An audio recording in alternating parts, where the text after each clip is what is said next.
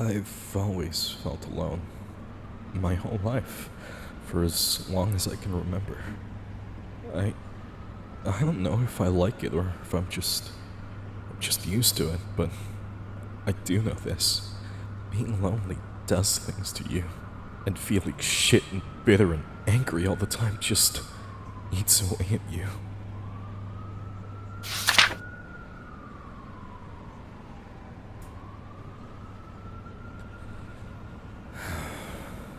Dear Diary, this is it.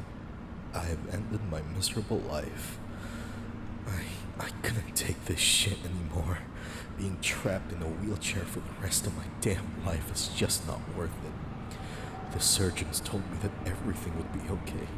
They gave me hope only to crush it under the soles of their feet and watch me destroy myself.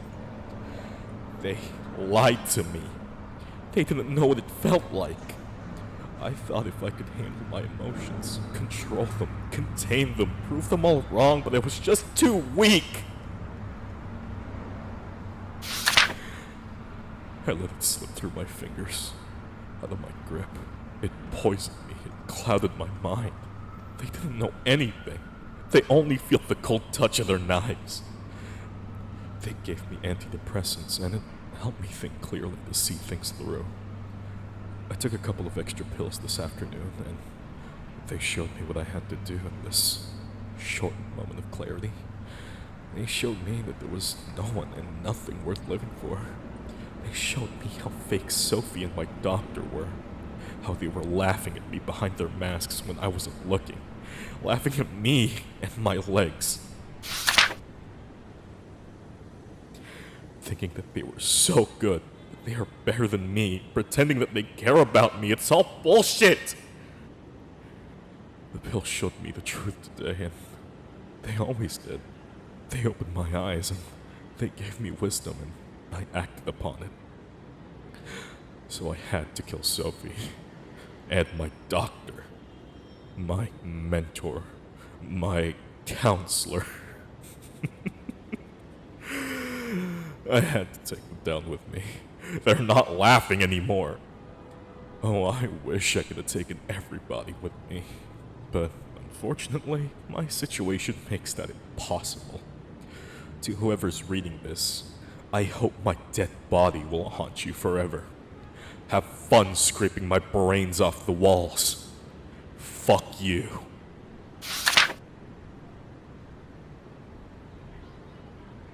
To whoever's reading this, I'm hopefully dead.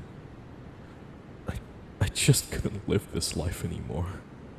My paralyzed legs made me worthless, and I felt like an outsider ever since the accident.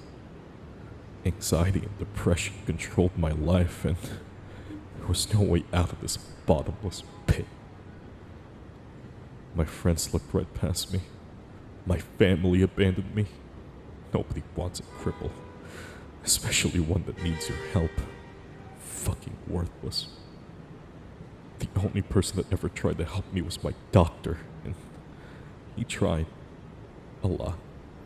He's the only reason this book exists. Writing it has helped me put things into perspective, I think. But in the end, it hasn't really changed anything for me. I still felt like shit. It was still all alone in solitude. Purnell, if you're reading this, I'm sorry.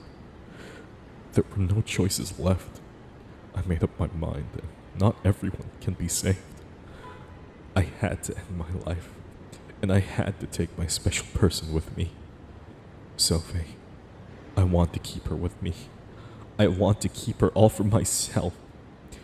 I hope her body is rotting away when you find her. This is my conclusion. This is my end. Farewell, everyone.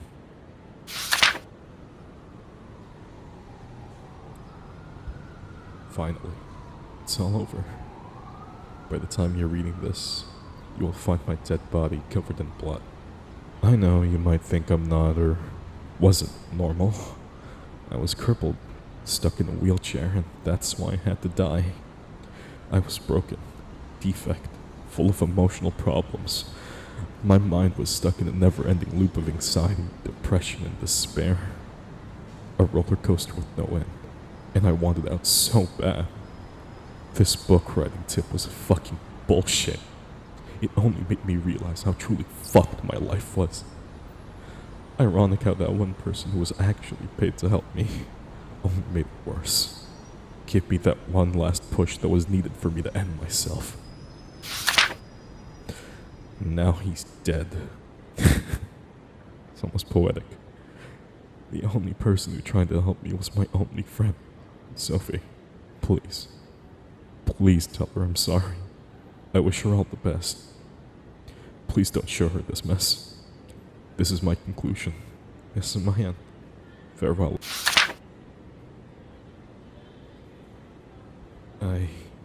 I stopped myself from doing it. From committing suicide, but it didn't only leave me alive, it also left 2 police officers dead. I killed them. I shot them both. This wasn't supposed to happen.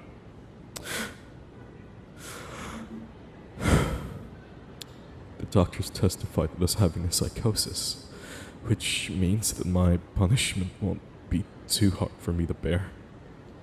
I have to spend the rest of my life on a mental hospital, where nurses and doctors are taking care of me. They let me finish my book, and it has really helped me a lot. I wrote a happy ending, just for myself, and I feel better now. I'm more at peace with myself, even though I'm still stuck in this wheelchair. But I accept that now, and I can never forgive myself for shooting those 2 officers, though. But I have so many supportive people around me now, so I think I'll be okay. Dr. Purnell is mentoring me and is watching my progress. I'm lucky to have him. Sophie visits me every once in a while, and when the doctors let her, that is, they still think her visits are too destabilizing for me and that it hinders my progress. I keep on telling her how sorry I am for making her life miserable every time she's here. She then just laughs a bit and tells me to stop being so silly, but I can see the damage I've done to her in her eyes every time she looks at me. She found a new friend, one who's there for her and treats her right. I'm happy for her, though I'll miss the good moments we've had, knowing that they'll never come back, and I think this is a good time to close this book. It has really changed my life forever.